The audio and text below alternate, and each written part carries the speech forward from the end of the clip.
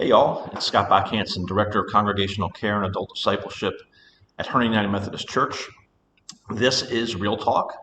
Real Talk is a weekly video check-in series where we have an opportunity to check in with our community, to talk about the different things that are happening at Herndon United Methodist Church as well as outside of the walls in our community, and just different ways where we have been able to serve and find ways to connect. And so we've had a pretty busy couple of weeks here. And so we went through Palm Sunday to Easter Sunday and had Holy Week, and there was services on Thursday and Friday, Saturday. Then we had three on Sunday, and they were all so meaningful. Thursday we did the Way of the Cross, where we had 16 different stations where we got to walk alongside the same steps that Jesus took. And then on Friday we had our Good Friday service where we had our readings and our Festival of Lights, and then we had our Easter Vigil on Saturday where we were gathered around a campfire and had just a relaxing time with acoustic guitar and singing some of our favorite songs, as well as just being able to hear some stories. It was really a nice night and good weather for it too. And then obviously Sunday we had our sunrise service, and then we had our 10 o'clock and our 5 o'clock Easter services, and it was just a really moving week. And I don't know about you, but this was my first Easter at Herndon, and I just really enjoyed everything about it. I was just kind of taking it all in, and just can't thank my colleagues and the staff enough.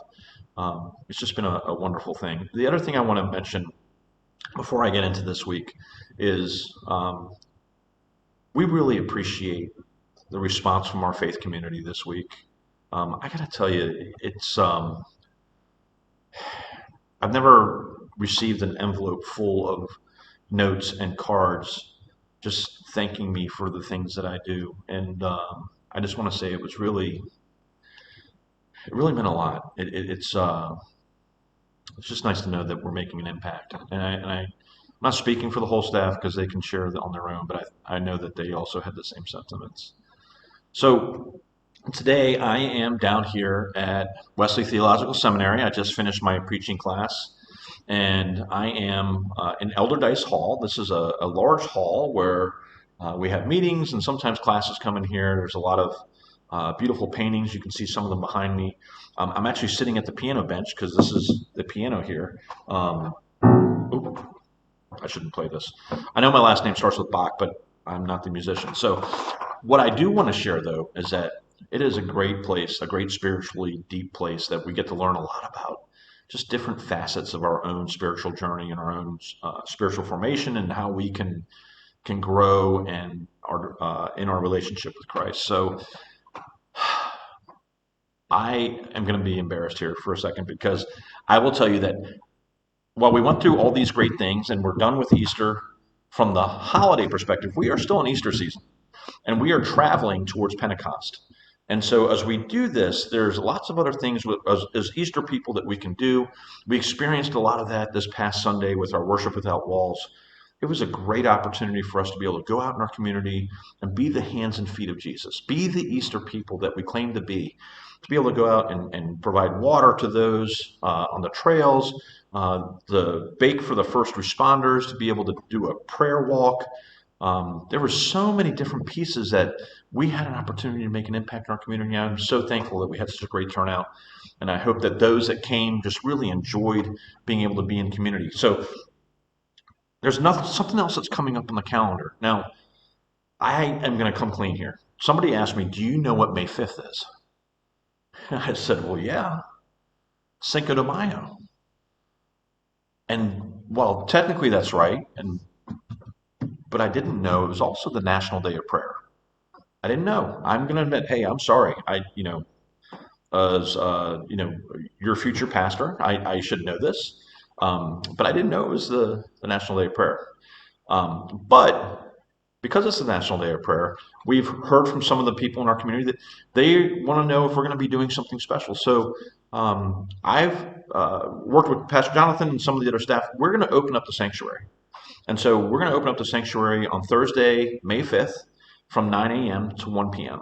And we're going to do this so that you can come in at any time during that period and you can pray for as little as you want or as long as you want within that time period and for the National Day of Prayer. Now, during the National Day of Prayer, we're going to have a couple of things that are happening. So first of all, at 9 a.m., we're going to start. I'm going to come in and we're going to have a prayer for whoever wants to come in at 9 a.m. We're going to have an opening prayer to kind of get things started for us. Then during the day, I have a few resources. So I'm going to have some books kind of like this one, the African Prayer Book from Desmond Tutu. And I'm going to print out just a couple of different prayers. Like you'll see this one here from St. Teresa of Avila. And then we have a prayer for peace of mind and a prayer for channeling God's peace from St. Francis. So there's, I don't know, 6 or 7 pages of this. So I'm going to print out a bunch of copies of this and we're going to leave this around. So you're more than welcome to pick it up and use it. We're also going to print out the 5-finger prayer. So if you want to follow along with the 5-finger prayer or the axe prayer that we had talked about before, you're more than welcome to use those. Also, I gotta admit, I'm a little excited about this, probably too much, but oh well. I printed out, or I wrote up some cards. And on these cards, there are different things to pray for. Now, you may not always need to use these cards. You may have plenty that you can pray for. But one of the things that we want to pray for is just everybody in our community. Not only those like our first responders, like our hospital chaplains, our hospice nurses, but we also might want to pray for, those that are not sure where to turn for help, those that are dealing with anxiety, depression. So I have lots of these cards. You see, I have 2 stacks here. Again, I'm probably a little too excited for this, but this gives us an opportunity to pray for others that maybe we just hadn't thought about before. So these cards are going to be placed on the chairs throughout the sanctuary. You're more than welcome to pick, one or more up. Put that as part of the people that you're praying for, as well as your own prayers, and then just return them when you're done, and I'll collect them at the end of the day. But this is just a great opportunity for us to go in and pray. I will, throughout the day, come in and probably pray for all of these. And so I think it's really important for us to remember things. And sometimes, we can be thinking about who we want to pray for, and we lose track of things. We get, like for me, my ADD kicks in, and I start thinking about, oh, look, something shiny. So for me, it's important to have these, nice reminders that we can use. Also, on the National Day of Prayer at 12 at noon, so an hour before we close, we're going to have a special contemplative prayer. And if you're not sure what contemplative prayer is, we're going to come in. I have a Himalayan singing bowl in my office. I don't have it with me here because I didn't bring it to class today. But this Himalayan singing bowl, we use a wooden stir to make noise, which helps us start. And so what we're going to do is we're going to ask, before we start, for everyone to think about a couple of things that they really want to pray for, at certain people or certain places, but really just focus on those people. Maybe focus on their characteristics, memories of your connection with them, things that are important to them. So, and then we're gonna play the Himalayan singing bowl, and we're gonna sit in silence for 10 minutes, and we're gonna pray, and we're gonna pray for those 10 minutes, and then when those 10 minutes are up, I'm gonna play the Himalayan singing bowl again to bring us back together, and then I'm gonna say, Lord, in your mercy, hear our prayers, and we're going to name those things that we prayed for.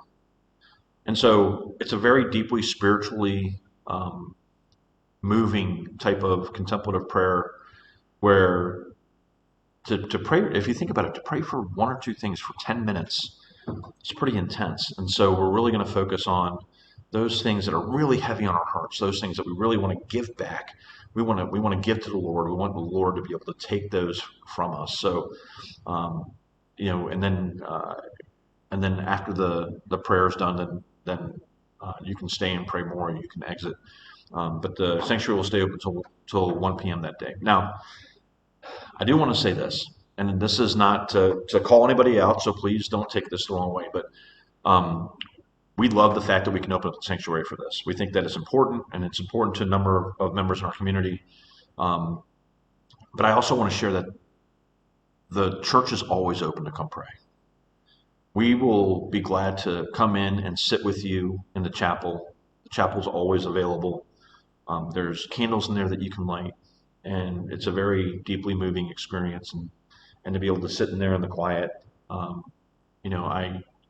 spend a lot of time in the chapel, and I think it's an important reminder for all of us that sometimes we get so frantic with what's going on in our daily lives, and we get frustrated. And look, I got to be honest. When I drop off my kids at school and that the line, the car line, I lose some of my sanctification.